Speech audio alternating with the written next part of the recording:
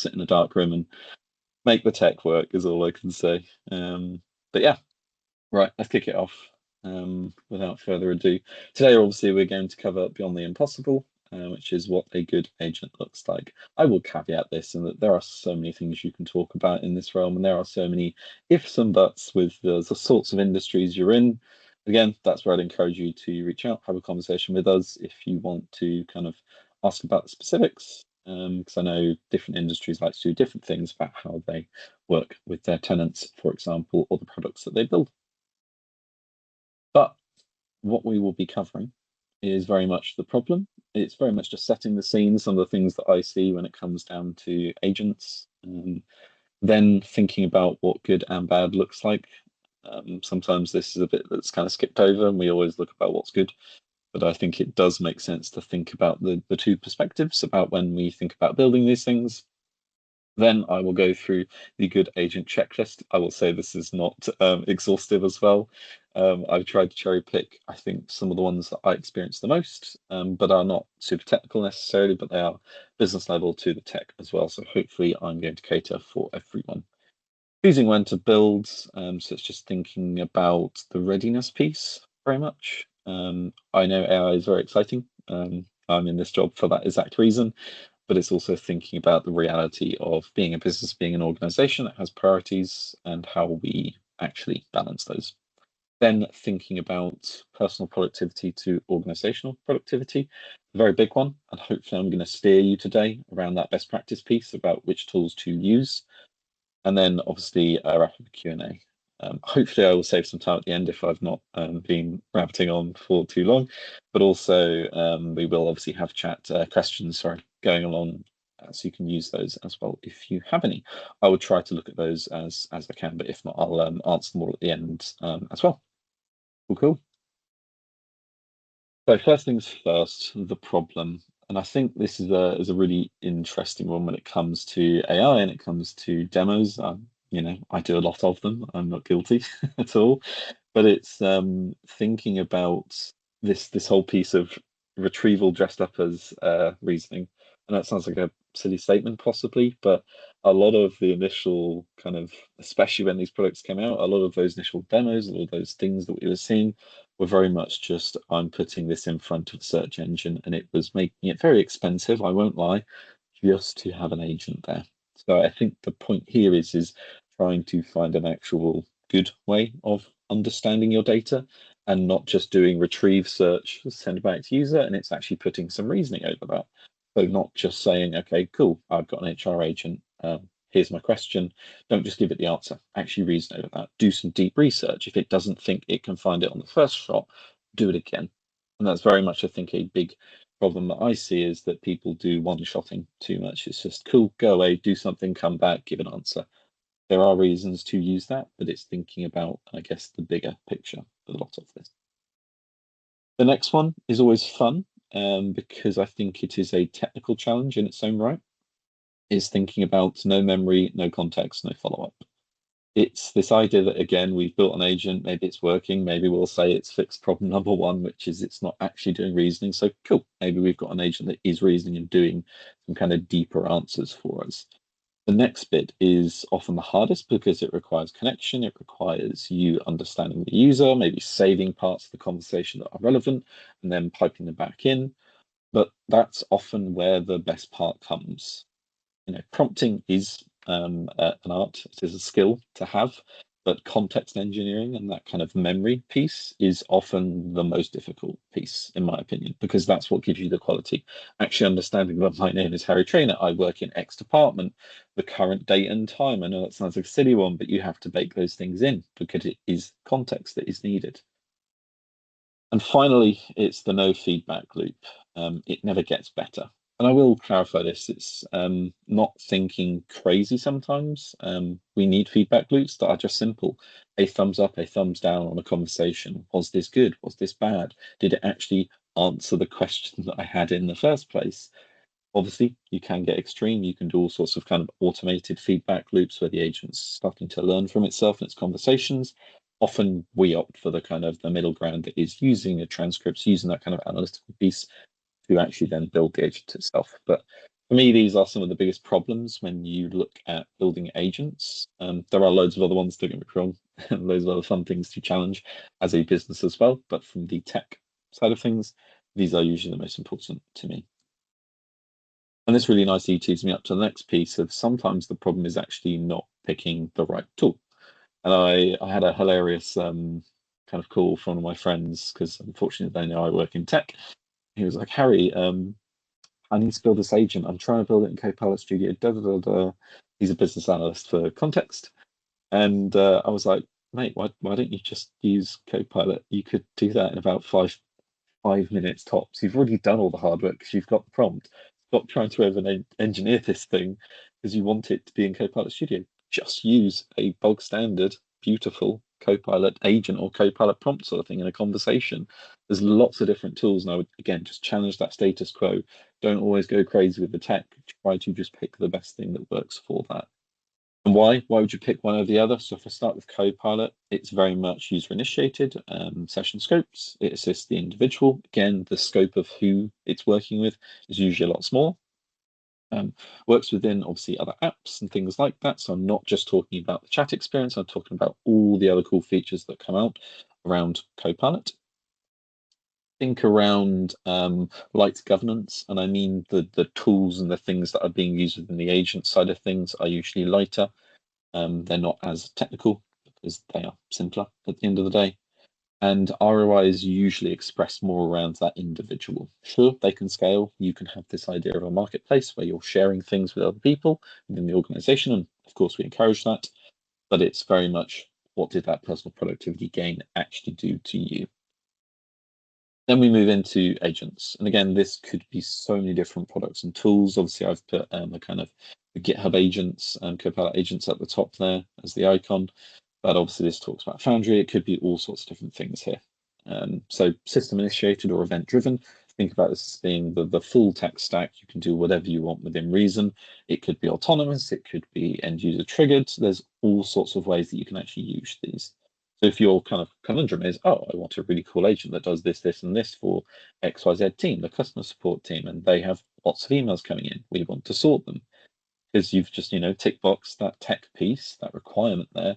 You're saying, yeah, you need to use a proper full-blown agent that's probably starting in something like Copilot Studio. Operates as a process or a workflow. Again, so I've alluded to that there.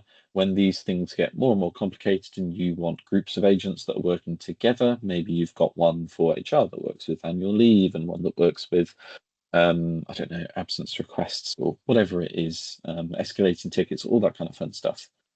You may actually then start thinking, yeah, again, we need a full-blown agent for this. Reasoning, deciding an escalation. I think what you can do, even just with some of the standard agents, is amazing. Take the researcher or the analyst within Copilot. They can do a lot of that stuff. But again, they are very much a black box experience. That is what you get. If you want to emulate those sorts of things, again, usually shifting into Copilot Studio and above is where you have to start heading. Identity as well is quite an interesting one, and how you govern things when you talk about anything scale related. So I want this to be for 100 users, 1,000 users, 10,000 users, whatever it is. Again, I would get grey hairs personally if we're starting to use Copilot and trying to provision that out to all those people. Probably possible. I wouldn't recommend it though. You're thinking about, again, how do we incorporate those proper things? Maybe that's source code control, maybe it's CI/CD, all those sorts of things. As we enter that more complex realm, we need to think about using agents. And often, again, it's that ROI piece is more scaled. We're probably writing whole business cases because these things cost money and need to obviously think them through before we just go crazy. Ooh. I'm going to start with what bad looks like. Again, there's lots of things here. It's just a case of best practice, but I think it's having that reason to build these solutions. And what I've called and what I've alluded to before is that search bar plus. Don't just have it being a simple, straightforward, this is interfacing with some form of search that is SharePoint documents or something like that, and we're just sending back those documents. Actually think about the user experience. Why are you using this tool? Why are you using Copilot Studio or whatever it is to actually make the experience better? And we see that a lot. And sometimes it's just telling customers that actually that could be a power automate. You know, the process is so deterministic and so straightforward, you could save some cost and time and actually just do it as a power automate. The amount of AI features that are in that tool is, again, insane, and often you do use a lot of them in Copilot Studio, but it's thinking about that process and how it works. The black box, again, I work with this a lot in the sense that impressive demos, impressive kind of POCs, all that sort of stuff, you need to actually make sure all the stuff that is going on in the background does actually do what it says it does, and has a lot of visibility within it. I think the best example I can give for a central gov customer, we did a CV sifter. So the point being of, obviously we still have the recruitment team doing their job. Wasn't any form of reduction in that sort of sense. It was very much just how do we give them the highest quality possible CVs these days, where if you're, I don't know, you're asking for a project manager, they need at least 5 years of experience based on the senior role that they're coming into. If the CV doesn't say that, you need to know. You can then grade that and it becomes a very easy process to then get that. But the thing for them was, how do we also understand the decision matrix that it went through to actually say, well, that was a 10 out of 10 because they said they had all of it, versus it's a 0 out of 10 because they've not even mentioned project management in their whole CV. It's that sort of context that is invaluable, and you need to move away from that black box design that is AI just doing something with a large language model that might be accurate but doesn't actually inform any reasoning kind of pattern as to why it did it. And then finally, the island. This is, I think, the biggest one to be aware of because of where we're at in that adoption phase of agents, is this idea that POCs can be amazing, but it's very much thinking about how they scale as well as part of that POC piece. Cool, you can prove a concept, but you need to be cognizant of actually how do we make this work in the bigger picture. Is it actually impossible because of the APIs we use aren't going to work in that scale, or the systems, the governance, the adoption, whatever it is that we've got in place isn't going to work? You have to think about those sorts of things. And it's my biggest challenge of making sure I take customers on that journey. Great, we need to start with POCs so that we can help everyone see the vision and understand the value that something has. But now, what are the next steps? How do you take this and scale it up to actually hopefully realize the ROI that you've analyzed in the first place? Cool. So what does good look like? Again, this hopefully is a little bit of a repeat of the first slide to some degree, but for me, it's this multi-step logic. It can be quite a hard one to do actually in an agent, depending on what you're doing. But it's that piece of actually doing reasoning, actually making decisions about what it does. This idea that you have lots of skills an agent can use, and you're letting it make those decisions itself. You're not just, again, wrapping up a Power Automate flow in a really fancy user interface. You're actually letting the agent do something that is valuable to those end people. I think a fun one that was a recent one was health and safety for a company. And again, it's that whole, it's trying to rationalize itself as to whether or not the answer was right based on all sorts of different documents. And again, it was that freedom that it had to say, well, okay, if Harry was asking X, what are the health and safety policies at working at height, for example? Okay, great, I'll go and look for that, and just a standard search, in essence, reasoning across all their documents. But then if it didn't find an answer that was good enough, again, it would try to rephrase that. It would then ask again, and it would do that within a certain kind of restricted loop. Do it 3 times, do it 5 times, whatever the limit is. And if not, it would then say, oh, here's the information I found, but I wasn't able to actually answer your question fully. Do you want to escalate this? Again, because it understood that whole chain of what it should be doing, how it should be working, and its limitations of how long it should spend. That's essentially the cost piece there, because no one's going to want to sit there for 10 minutes listening to an agent ramble, but still trying to provide value there. The next one is it knows its boundaries. Probably the most interesting one. I think Copilot Studio is a great example of this, as it's really good at knowing its boundaries, almost too well sometimes, where you have to tell it everything that it can do, but that's perfect because something becomes really deterministic. I think as well, a really good one I did recently was a lesson learned agent for this exact principle, and it was quite a complicated instead of someone spending a lot of time on a call with their users at the ends of projects or during projects, which again took a lot of time. It was how can we give a tool to those end users to collect their lessons themselves, and obviously put it in a central space, but collect them in a good way. Now that's really unhinged, frankly, when it comes down to actually building that in an agent, because you have to tell the agent what the questions are, what that actually looks like from an answer perspective. If it doesn't get an answer, how does it follow up with all that sort of stuff? So the boundaries of what it does and how it does that is really important. And when you get that right, the agent becomes invaluable, because again, it's getting all of that nuance out that is the lesson, that someone can follow up with, or it can be saved straight into a database. All that sort of stuff becomes really, really, really easy possibility because you've set really clear boundaries for that agent. And it improves with use. I think this one was quite a fun one I did. Just again, to give you another example, was an agenda builder. And this is, I think it sounds simple. It to some degree is the output, but it can take people quite a lot of time sometimes to build agendas, especially with the scale this customer wants to do it at, for the rest of their kind of different departments and whatnot.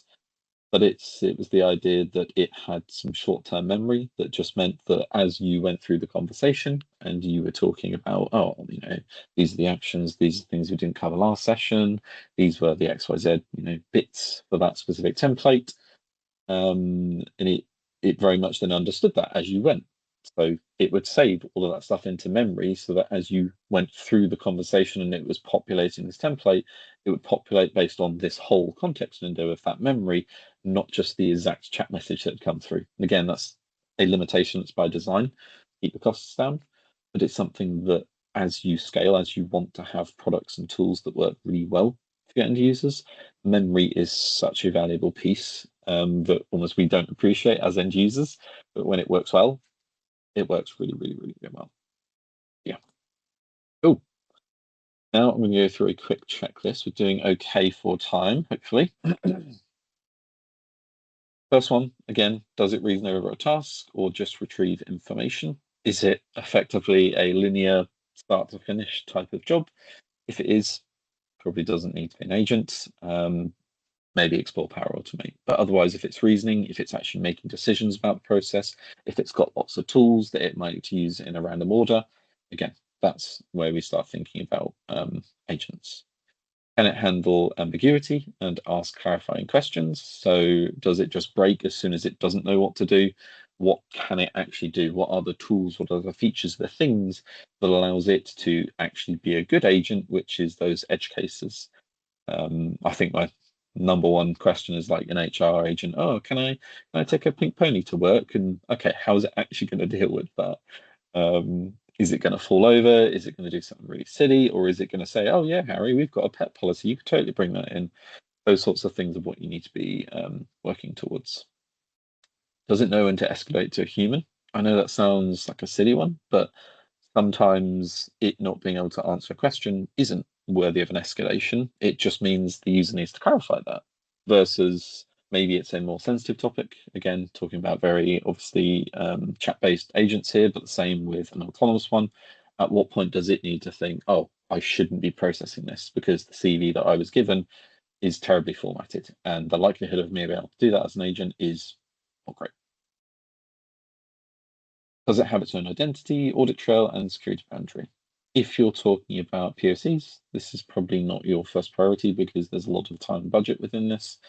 But if it is a heavily regulated industry or a very, what's the word, confidential situation that you're trying to automate, whatever it is, having that audit trail, having that kind of security built into your agent is priceless. Things like Agent 365 and all the kind of identity features that Azure has are priceless in this regard. Having a good SharePoint, SharePoint sites, lack of words, is again really important for this sort of stuff. Could you explain it? Could you explain to a regulator how it makes decisions?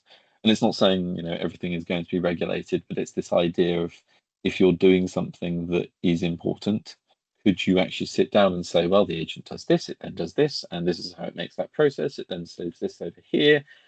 having that almost mind map of how data flows through your agent, but also having a reasoning map of how it is going. Okay, cool. Have I received a CV? Yes, no. Does it have a name and XYZ in it? Yes, no. All those sorts of things are really important as to how you understand your agent and how you can explain it to the joyous architecture boards that you might need to go to and get these things submitted through. They are going to ask the exact same questions to make sure what you're doing is actually safe when it comes to scale. Does the ROI model measure organizational throughput, not just time saved? There are so many different models for how you can obviously map ROI or return on something. It could be return on person, return on time, all those different things matter. And it's not always just this, time saved piece that is important, I think. For example, we work a lot with law in that sort of industry, and for them, time saving is good in some scenarios, but in other scenarios, it's not necessarily as good because they are billable. But for them, quality is the biggest thing. And if they can increase that quality and make sure it's always high, that to them is a massive, massive, massive win for their industry. So we talk very differently when it comes to return on with those people. Can it be deployed, versioned, and managed like a real system? Again, it's more of an operational piece here. I'm going to skip through some of these. I'm conscious of time.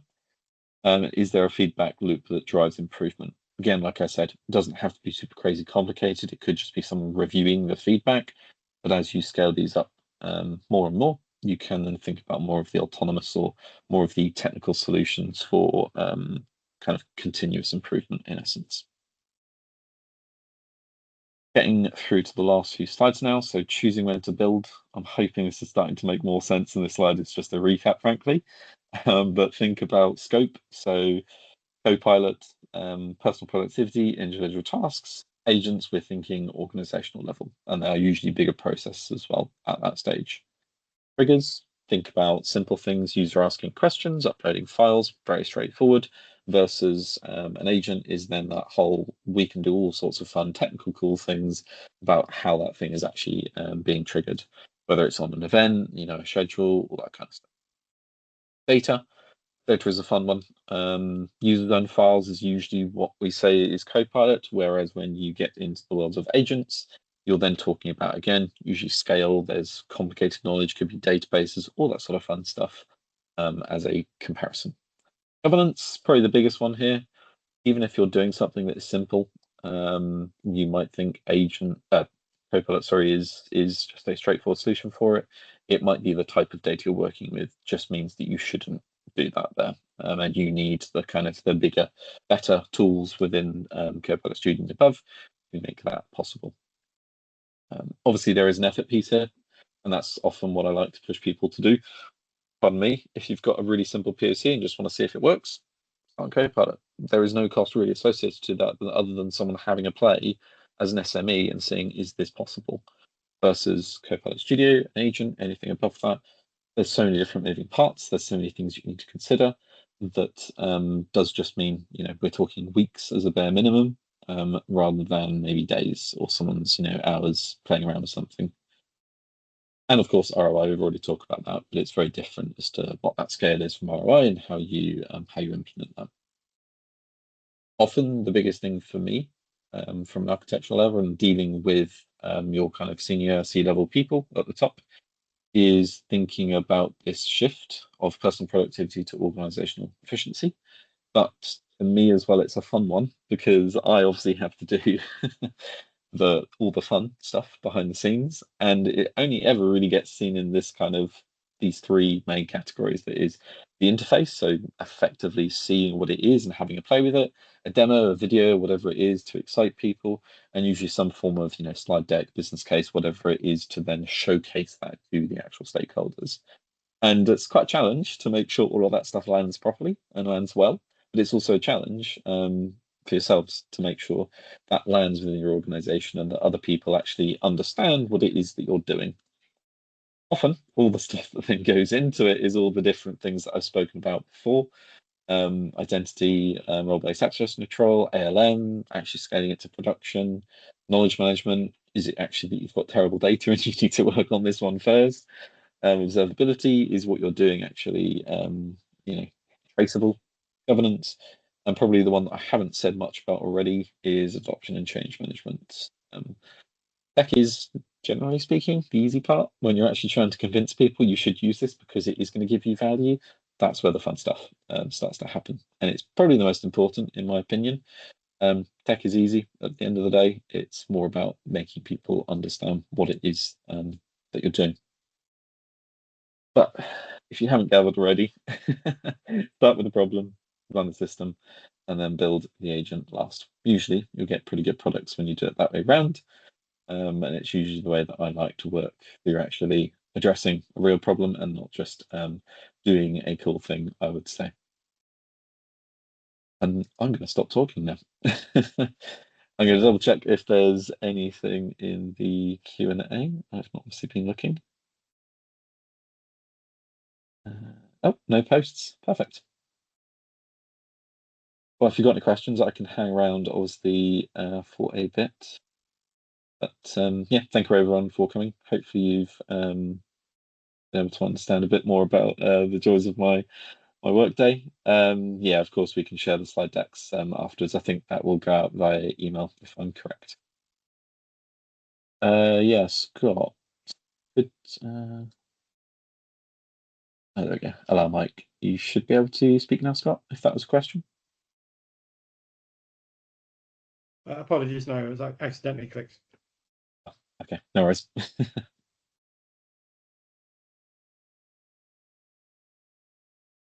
No worries, Philip. Appreciate the comments.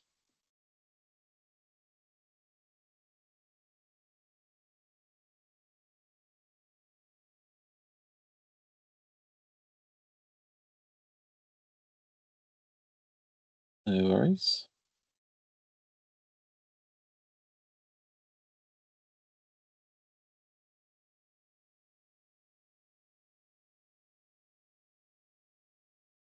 No worries, Kevin. Thank you, Mark. Appreciate it. Try to be a bit unhinged, I guess.